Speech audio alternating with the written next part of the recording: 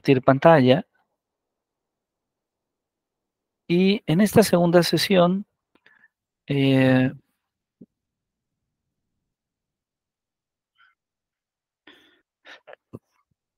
voy a tomar nuestra discusión desde este punto del cual comenzábamos a platicar la sesión pasada, ¿verdad? Vamos a asumir los siguientes resultados en la lógica de primer orden. Y estos resultados, que por cierto, pueden ser revisados a comodidad en Enderton. En Enderton aparecen algunas pruebas de estos resultados que nosotros asumimos como base de nuestro estudio.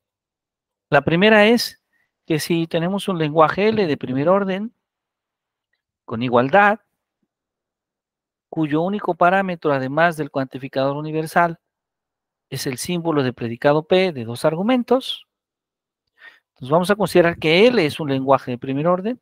Entonces, si la estructura mu es finita y además mu es elementalmente equivalente a beta, pues entonces ocurre que mu es isomorfa a beta.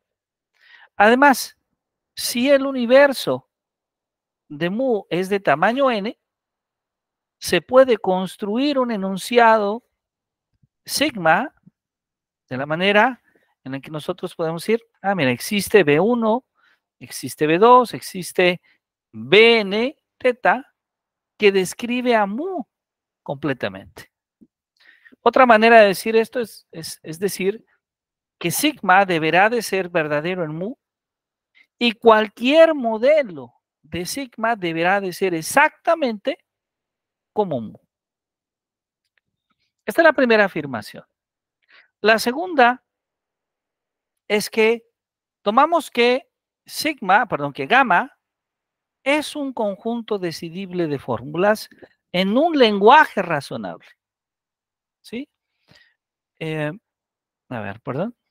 Voy a dejar de compartir un momento. ¿Alguien había levantado la mano tal vez? ¿No? Ok. Perdón. Dejé de Sí, compartir comentó porque... Eduardo. Sí, Eduardo. Hizo un Escribió en el comentario. chat. Perdón. Sí, no logra ver la presentación. Ok, ¿no se miraba la presentación, maestro Carlos? ¿Usted sí lograba mirarla, perdón? Sí, yo sí la podía ver. Usted sí la podría ver. Entonces, posiblemente, maestro Eduardo, sea la conectividad. A ver, voy a volver a compartir. A ver si ahí se puede ver. Maestro Carlos, maestro Eduardo, ¿sí lo pueden ver? Yo sí lo puedo ver. Sí, ok. Maestro Eduardo.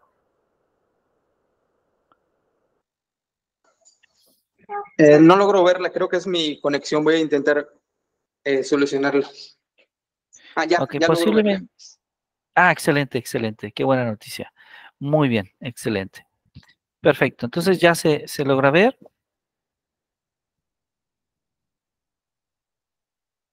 Muy bien. Entonces, estábamos en este primer punto, donde decíamos que si tenemos un lenguaje L de primer orden con igualdad, cuyo único parámetro, además del cuantificador universal, es el símbolo de predicado P de dos argumentos, pues si una estructura mu es finita y además es elementalmente equivalente a esta estructura beta, pues entonces finalmente mu es isomorfa a beta. Además, si el universo de mu es de tamaño n, se puede construir un enunciado sigma utilizando el cuantificador existencial, ¿sí? Para V2, Vn, existe B1, existe B2, existe Bn teta, que describe a mu completamente. En este caso decimos que sigma deberá de ser verdadera en mu, y cualquier modelo de mu, ¿sí?, también deberá de ser exactamente común. Ahora, la segunda afirmación que tomamos de este trabajo de Enderton es que si gamma es un conjunto decidible de fórmulas en un lenguaje razonable, donde para cualquier enunciado sigma, o bien se cumple que gamma es, como ustedes pueden ver, consecuencia perdón, sigma es consecuencia de gamma, o bien se cumple que sigma no es consecuencia de gamma. En este caso, el conjunto de enunciados implica que gamma es decidible, ¿sí? De hecho, esta definición la vimos la sesión pasada, donde hablábamos de la decibilidad. Lo tercero que tomamos es que todo axioma lógico es válido. Y lo cuarto es el teorema de numerabilidad. Es decir, que en un lenguaje razonable, el conjunto de fórmulas válidas es efectivamente numerable, ¿sí? Que en un lenguaje razonable, el conjunto de fórmulas válidas es efectivamente numerable. El quinto punto es que si tomamos que gamma es un conjunto decidible de fórmulas en un lenguaje razonable, pues entonces se cumplen dos condiciones. La primera es que el conjunto de teoremas de gamma es efectivamente numerable, que phi es consecuencia de gamma, es decir, el conjunto de fórmulas implicadas lógicamente por gamma es efectivamente numerable. Bueno, a estos resultados hay que agregar otros tres resultados que tienen mucha importancia en el campo de la lógica y que de hecho podríamos prácticamente dedicar gran parte de nuestra vida a profundizarlos.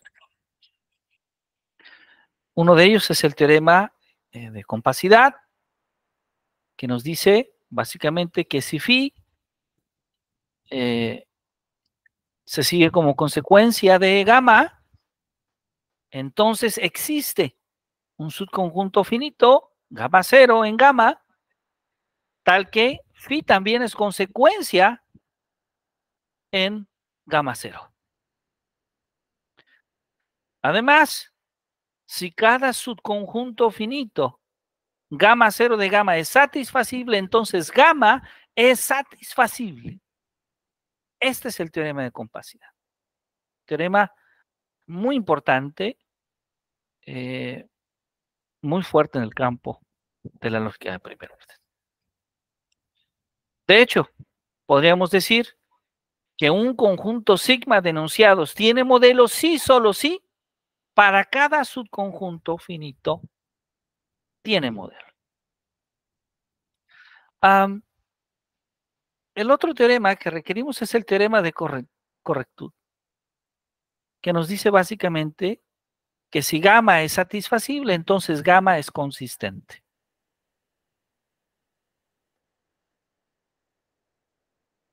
También podemos escribir que si phi es consecuencia sintáctica de gamma, entonces phi es consecuencia semántica de gamma. Observemos el teorema de completud, también debido a Gödel, que nos dice que cualquier conjunto de fórmulas consistente es satisfacible. Veamos esta conexión natural que se da entre el teorema de correctud y el teorema de completud, por favor. Es decir, este teorema de completud lo que nos dice es que si phi es una consecuencia semántica de gamma, entonces phi es una consecuencia sintáctica de gamma. Entonces hay una conexión natural entre este teorema de completud y de correctud.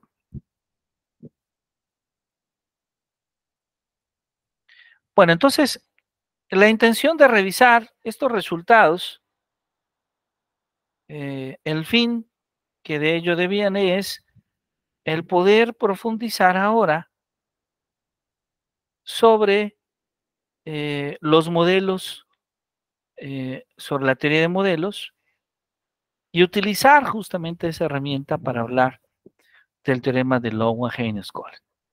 Y entonces, inmediatamente, escribimos este primer teorema. Si un conjunto sigma arbitrariamente grande es, entonces tiene un modelo infinito. Repito, si un conjunto sigma tiene modelos finitos arbitrariamente grandes, entonces tiene un modelo finito. Vamos a ver cómo podemos escribir el esbozo de esta prueba. Podemos tomar un número entero positivo, k mayor o igual que 2, y vamos a encontrar un enunciado lambda k para tratar de escribir que al menos hay k objetos. Entonces, por ejemplo, lambda 2, existe V1, existe V2, tal que V1 es distinto de V2. O lambda 3, si existe V1, existe V2, existe V3, tal que V1 es distinto de V2 y tal vez, y V1 es distinto de V3 y V2 es distinto de V3.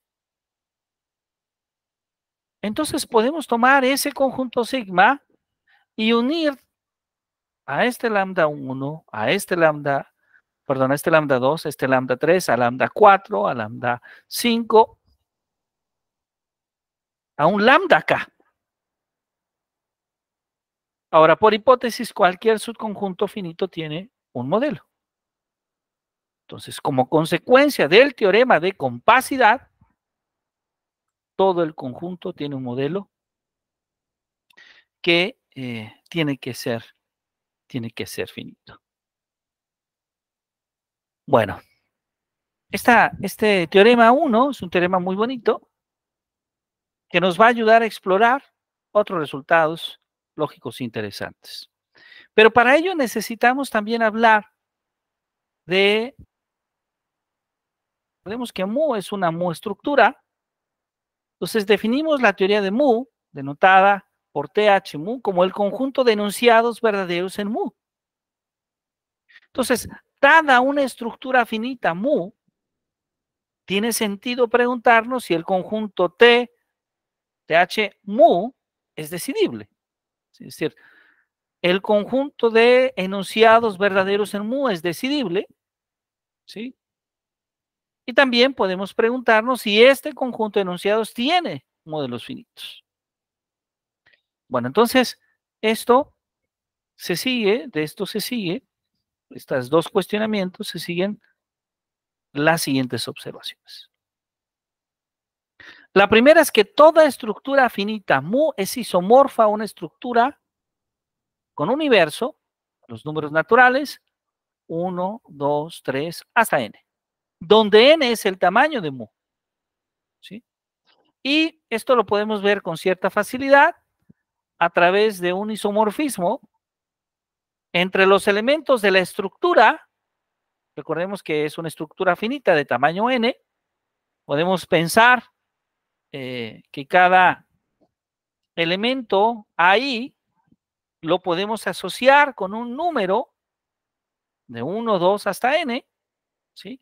De tal manera que podemos construir una función biyectiva, pi, que va de los elementos del conjunto de la estructura mu, es decir, desde A1, A2 hasta n, hasta el conjunto 1, 2, 3, hasta n. Básicamente lo que estamos construyendo es una función que va de un conjunto al conjunto de los números naturales, de tal manera que asociar con i, ¿sí? I es un número natural. Esta función es una función biyectiva, es decir, es una función que matemáticamente podríamos demostrar que es inyectiva, es decir, que dos elementos distintos van, dos elementos distintos en el conjunto van a dos elementos distintos cuando la función se aplica en el conjunto. Y además, la función también es suprayectiva, es decir, que para todo número natural n existe una i, una p, una pi de ahí, de donde ese número natural proviene. Entonces, podemos demostrar que esta función pi es justamente un isomorfismo. Y segundo, dada una estructura finita para un lenguaje mu, para un lenguaje finito, justamente con un universo como el que ya hemos descrito, como el de los números naturales, que va del 1, 2 hasta n, una fórmula phi y una asignación S de phi de números de este universo a las variables libres de phi, sabemos que es una cantidad finita. Podemos entonces nosotros determinar si efectivamente phi de S de phi es una consecuencia en mu, o en su caso no lo es. Recordemos que esta manera de escribir phi con el signo de la secuencia semántica en mu es la manera en la que decimos que la fórmula phi es derivada semánticamente en la estructura mu. Entonces, vamos a considerar estas dos propiedades y estas dos afirmaciones que hemos tratado de describir nos van a ser de mucha utilidad para hablar del teorema 2. ¿Qué nos dice el teorema 2? Que si mu es una estructura finita en un lenguaje finito, entonces TH mu es decidible. Ahí ya aparece la idea completa. Si mu es una estructura finita en un lenguaje finito, entonces TH mu es decidible. Y vamos a utilizar nuestras dos observaciones para hacer la prueba. Es decir, por la observación 1, sabemos que podemos reemplazar a mu por una estructura isomorfa del universo, ¿sí? Que va de 1, 2 hasta n, sin que cambien los enunciados que son verdaderos. Esto es muy importante. Y después vamos a aplicar la observación 2. Ahora, esta es una manera de hacer la prueba considerando la primera observación, una disculpa, esta sería la segunda observación. Pero Enderton escribió una mejor demostración. Una demostración que aparece en su texto y nos dice, sea S de mu el enunciado que caracteriza a mu, salvo isomorfismo.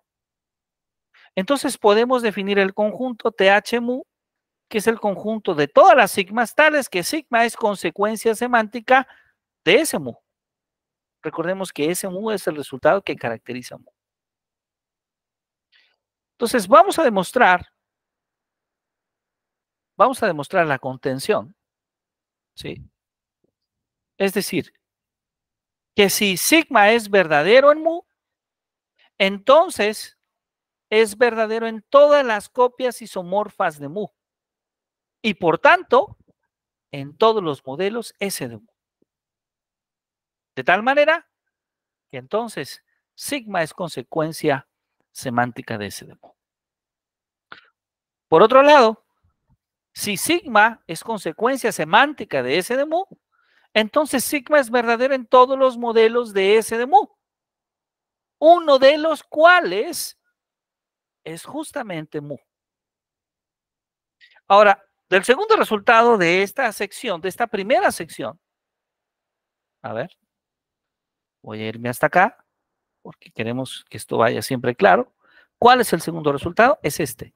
Si gamma es un conjunto decidible de fórmulas en un lenguaje razonable, donde para cualquier enunciado sigma se cumple que sigma se sigue de gamma o sigma o no sigma, pero la negación de sigma se sigue de gamma, entonces el conjunto de enunciados de gamma es decidible. O sea, si se da que sigma se sigue de gamma o si la negación de sigma se sigue de gamma.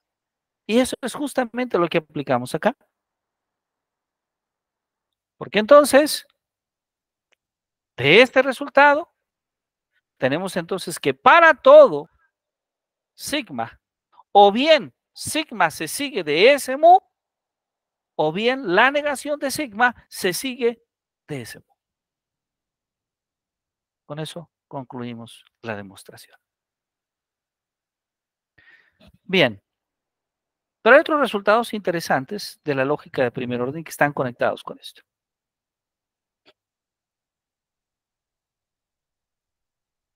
El primero de ellos nos dice que dado un enunciado sigma y un entero positivo n, podemos decidir efectivamente si sigma tiene o no un modelo con n elementos. Repito, dado un enunciado sigma y un entero positivo n, podemos decidir efectivamente si sigma tiene o no un modelo con n elementos. ¿Sí? Es decir, que la relación de sigma con n para decir sigma tiene un modelo de tamaño n es decidible.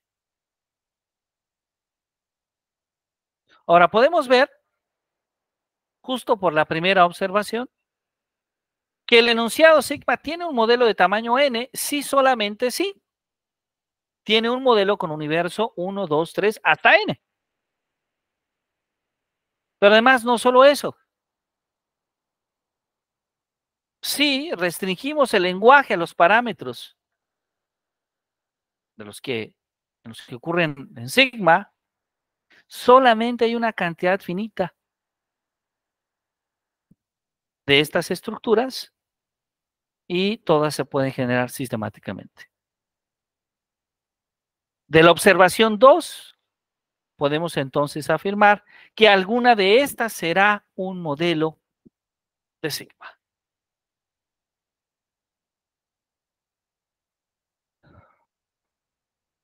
Por otro lado, otro resultado muy interesante es que el espectro de un enunciado sigma se define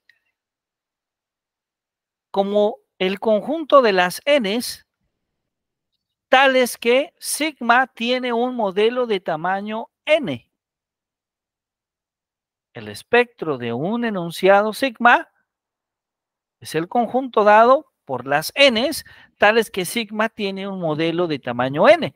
Y además el espectro de cualquier enunciado es siempre un conjunto decidible de enteros positivos.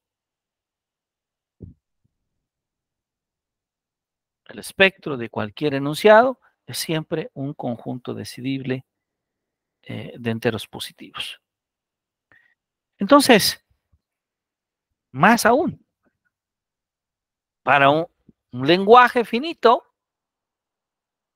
este conjunto de los n, tales que sigma tiene un tamaño n, es efectivamente numerable.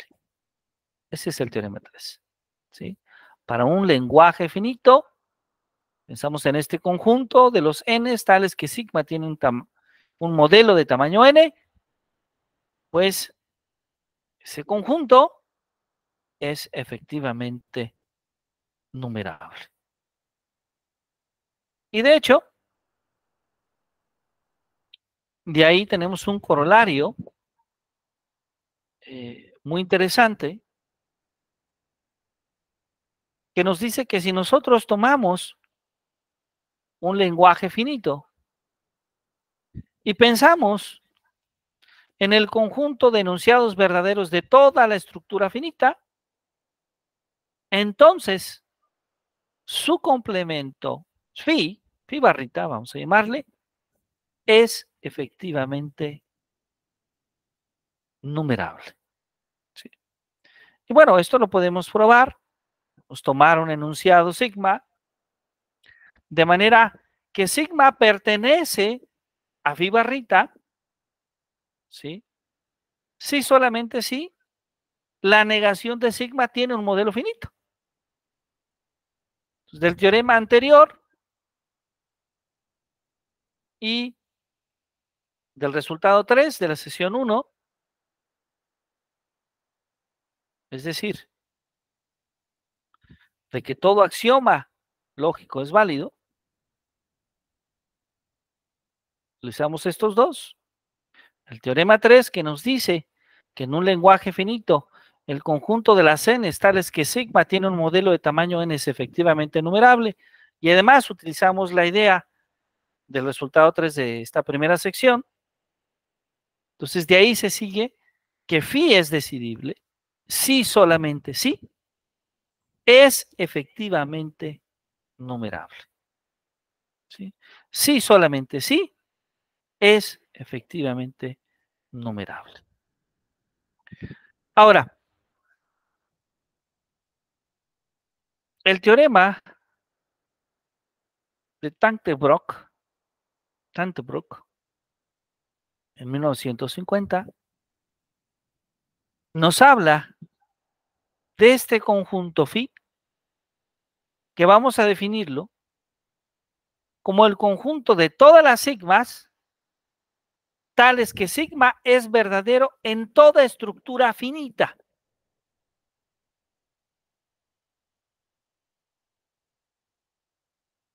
El conjunto de las phis, pues el conjunto phi, que es el conjunto de todas las sigmas tales que sigma es verdadero en toda estructura finita, no es decidible ni efectivamente numerable. Entonces, esto nos ayuda a comprender que el teorema de numerabilidad restringido a estructuras finitas, en lo general, es falso. ¿Sí? Recordemos el teorema de numerabilidad.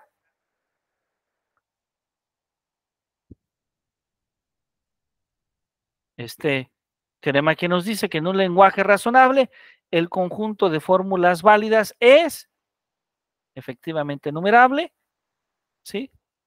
No se cumple en el caso finito, es lo que nos está diciendo el teorema de Teutoburg.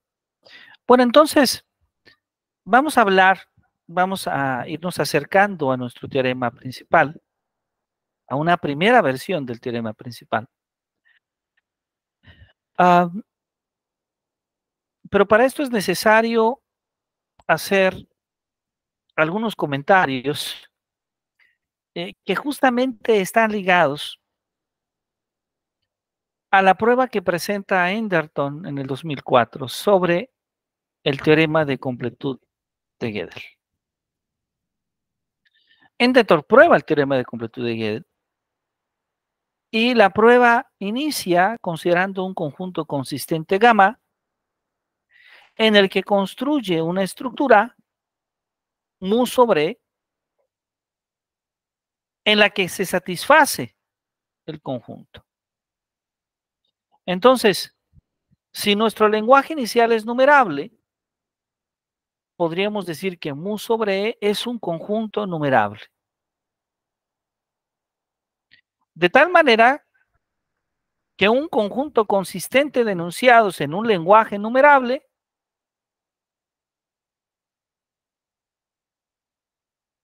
tiene un modelo numerable. A ver, esta es la parte tal vez que más interesa. Un conjunto consistente de enunciados en un lenguaje numerable tiene un modelo numerable. Y de ahí, esta versión que nosotros presentamos, que va a ser la primera de ellos, de ahí viene esta versión del teorema de Lowenheim-Skolem, escrita en 1915, y que nos dice que si gamma es un conjunto de fórmulas en un lenguaje numerable, hay una estructura numerable que satisface gamma. ¿Sí? Si gamma es un conjunto de fórmulas en un lenguaje numerable, entonces hay una estructura numerable que satisface gamma. Pero además, si tenemos a sigma como un conjunto de enunciados en un lenguaje numerable, pues si sigma tiene un modelo, entonces tiene un modelo numerable. Repito, si sigma tiene un modelo, entonces tiene un modelo numerable.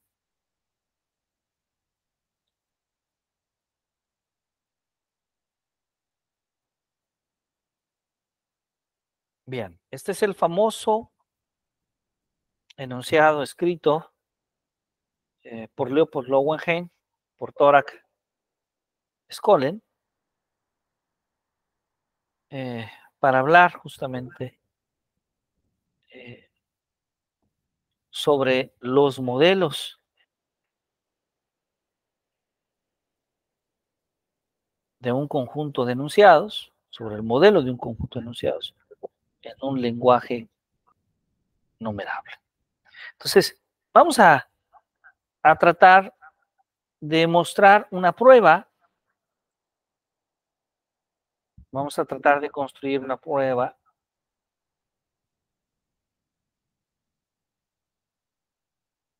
con lo que tenemos.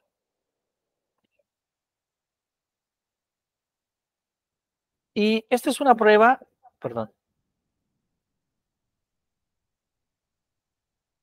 Esto es una prueba muy bonita que espero que se pueda disfrutar. ¿Qué nos dice esta prueba? Nos dice, vamos a asumir que gamma es consistente por el teorema de completud. Entonces, por el teorema de completud, hay una estructura numerable que lo satisface. ¿Sí? Hay una estructura numerable que lo satisface. Vea qué interesante. Una prueba rapidísima. A ver. Acá tenemos el teorema de completud. Y prácticamente lo que estamos haciendo es ver que el teorema de Lowenheim-Skolem, ¿sí?, es una consecuencia del teorema de completud. Es decir, el teorema de completud de Gödel nos dice que cualquier conjunto de fórmulas consistente es satisfacible. Entonces, si phi es una consecuencia semántica de gamma, entonces phi es una consecuencia sintáctica de gamma. Bueno, esta prueba que aparece en Enderton nos dice, si asumimos que gamma es consistente por el teorema de completud, entonces por este mismo teorema de completud hay una estructura numerable que lo satisface. A ver, vamos a tratar de ver una segunda versión distinta. Vamos a considerar la teoría de mu, denotada por TH mu, como el conjunto de todos los enunciados verdaderos en mu. Entonces, si hay en Skolem para un conjunto sigma, que lo podemos definir a ese sigma como TH de mu, y podemos probar que cualquier estructura de mu en un lenguaje numerable existe una estructura numerable beta elementalmente equivalente a ella. Entonces, si beta es un modelo en T de mu, entonces mu es elementalmente equivalente a beta. Pues entonces, sigma es una consecuencia semántica del mu. ¿Pero esto qué implica? Esto implica entonces que sigma pertenece a TH mu. Pero esto implica a la vez que sigma es una consecuencia semántica en beta. Por otro lado, si sigma no es una consecuencia semántica en mu, pues entonces la negación de sigma es una consecuencia semántica en mu. Entonces, la negación de sigma pertenece a TH mu, lo que significa que entonces la negación de sigma es una consecuencia semántica en beta. Y entonces, finalmente, sigma no es consecuencia semántica en beta.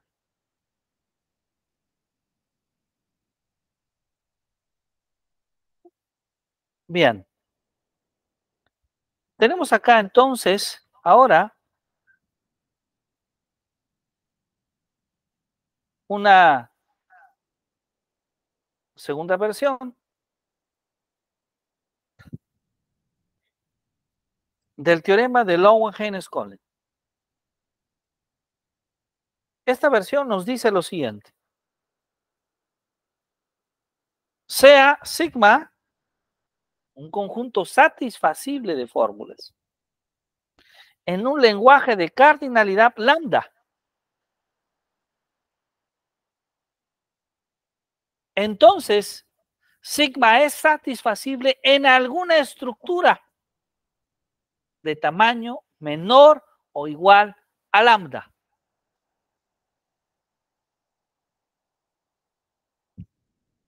Si tenemos que sigma es un conjunto de enunciados en un lenguaje de cardinalidad lambda, pues si sigma tiene modelo, entonces tiene un modelo de cardinalidad menor o igual a lambda. Me gustaría justamente ir cerrando la idea de hoy con esta última parte. Si sigma tiene un modelo, entonces tiene un modelo de cardinalidad menor o igual a lambda. Bien. Esta segunda versión del teorema de Lowenheim-Skolem es para un caso particular del teorema cuando lambda es numerable. Es decir, cuando lambda tiene como cardinalidad al epsilon, la misma cardinalidad del conjunto de los números naturales. Supongamos entonces que tenemos una estructura no numerable, ¿sí? Mu, para un lenguaje numerable. Repito, supongamos que tenemos una estructura no numerable, mu, para un lenguaje numerable.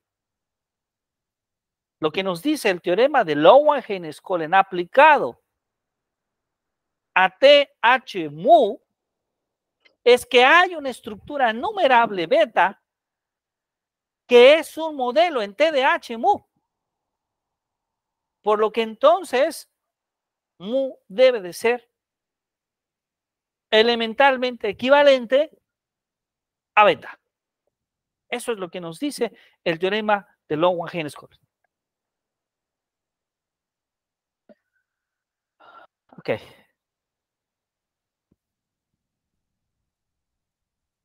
Bueno, me gustaría cerrar con una tercera versión del teorema de Lowenheim-Skolem, pero ahora debida también al trabajo de Alfred Tarski. Y a esto le llamamos el teorema de Lowenheim-Skolem-Tarski. De hecho, a la sesión del día de mañana vamos a dedicar a ver cuáles son las implicaciones en la lógica que tienen estos teoremas, pero además hay implicaciones en la filosofía, hay implicaciones en la epistemología, que son interesantes. Supongamos que tenemos, sea gamma, un conjunto de fórmulas, lambda, y supongamos que gamma es satisfacible en alguna estructura infinita. Infinita. Entonces, para todo cardinal K mayor o igual que lambda, hay una estructura de cardinalidad K en la que lambda es satisfacible. ¿Sí? Para todo cardinal K mayor o igual que lambda, hay una estructura de cardinalidad K en la que lambda es satisfacible. Bien, pues hemos visto 3 versiones, todas semejantes, desde luego, del teorema de Lowenheim-Skolem-Tarski, del teorema de Lowenheim-Skolem y de la primera versión del teorema de Lowenheim-Skolem. Bueno, yo espero que hayan podido disfrutar de esta breve sesión. Y bueno, paro aquí de exponer un momento para poder atender alguna pregunta, alguna duda. Maestro Eduardo, maestro Carlos, pueden hacerla de manera directa o en su caso a través del chat, con mucho gusto. Adelante, por favor, maestro Eduardo. Muchas gracias por la sesión. Realmente cada una de las demostraciones me pareció muy agradable, muy interesante y satisfactoria. Me gustaría saber si hay versión del texto. Bueno, me imagino que es de su nuevo libro, estos tratamientos, quizá en el artículo que publicó hace muchos años en el contexto de el taller que dio para la AML, pero no sé si pudiera compartirnos la versión escrita porque realmente me gustaría seguirlo en la tarde-noche, ya con más calma. Pero, o sea, seguía todo el tratamiento, me pareció muy interesante, pero sí me gustaría volverlo a revisar ya por mi cuenta. Claro que sí. De hecho, en efecto, gran parte de lo que estamos platicando acá aparece en este libro, que es un cuadernillo, es un libro breve que quisimos dedicar al teorema de Lowenheim-Skolem-Tarski. Y sí, podemos con mucho gusto compartir. El libro está basado, podríamos decir que la primera versión del libro, tal vez la inspiración, podríamos decirlo, fue un curso que en efecto en el año 2014 impartimos allá en la Universidad Veracruzana. Fue un privilegio estar allá. Y hablábamos de este teorema, del teorema de Lowenheim-Skolem. Esa es como que la primera versión. En el libro hemos incorporado más pruebas y también hemos incorporado algunos ejercicios para reflexionar. Probablemente varios de ellos, vaya, es difícil decir si es complejo o no, pero representan un reto interesante. Maestro Eduardo, adelante, sí, por favor.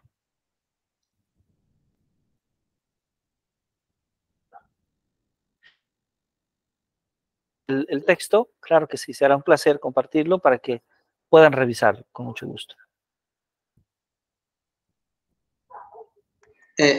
¿Me escucha? Sí, ya le escucho, maestro Eduardo. Sí. En 2014 yo fui organizador en el Comité General de la Veracruzana y como estaba en el comité de medios, lamentablemente no pude asistir al taller. Ya leí el texto y me pareció interesante, pero qué bueno que se pueda recopilar para volverlo a atender, ¿no? Afortunadamente después lo tuvimos como ponente magistral acá en la asociación en la que me encuentro hace unos años, 2017. Sí. Sí, fue un privilegio estar con ustedes y muchísimas gracias por la invitación. Nos da mucho gusto que nos acompañe en este curso taller, que es un curso taller de un tema muy interesante en el campo de la ciencia, pero en el que probablemente hace falta vincular más a los medios, a las personas. Necesitamos que más personas se acerquen a la lógica, que más personas se acerquen a las matemáticas, a la ciencia, en lo general a la filosofía, porque vemos como tristemente no siempre la difusión del conocimiento o la difusión de los saberes llega a las personas. Y bueno, yo agradezco muchísimo que ustedes nos acompañen. Como había comentado con el maestro Carlos en la primera sesión, le decía yo que tenemos un curso impopular, pero nos da muchísimo gusto que ustedes estén porque sabemos que representa un gran esfuerzo reunirse y además para atender con mayor profundidad estas temáticas. El día de mañana vamos a hablar sobre cómo este teorema genera una serie de implicaciones en teorías. Ese será el término que voy a utilizar, en teorías. Vamos a retocar la noción de teoría, a lo que me refiero con ello, de manera más formal, pero sí, este teorema va a tener algunas implicaciones de carácter sobre todo lógico y epistemológico para las teorías. Y bueno, creo que eso es algo por lo cual el teorema de Lowenheim-Skolem ha tenido y ha generado interés por los académicos en la lógica, en las matemáticas y en la filosofía. Así que bueno, yo les agradezco muchísimo. Compartimos a través de WhatsApp la lectura con mucho gusto. Y si están ustedes de acuerdo, nos vemos el día de mañana a las 5 de la tarde. No sé, maestro Carlos, si usted tenga algún comentario, alguna duda de la sesión de hoy. Por el momento todo bien, profesor. Yo estoy de acuerdo en que nos veamos mañana a las 5. Perfecto. Bueno, pues nos vemos entonces mañana a las 5, que creo que mañana es cuando vamos a hablar del potencial, de la importancia que tiene el teorema de Lowenheim-Skolem, fuera de hablar de los lenguajes, fuera de hablar únicamente, digamos, de la lógica de primer orden, ¿sí? Pues muchísimas gracias, que sigan disfrutando una bonita tarde y ha sido un gran placer saludarlos. Muchos saludos hasta Coahuila y hasta Veracruz, ¿verdad? ¿Es correcto? Muchas gracias. Sí, así es. Saludos, gracias. Bueno, hasta luego, muchísimas gracias. Bonita tarde.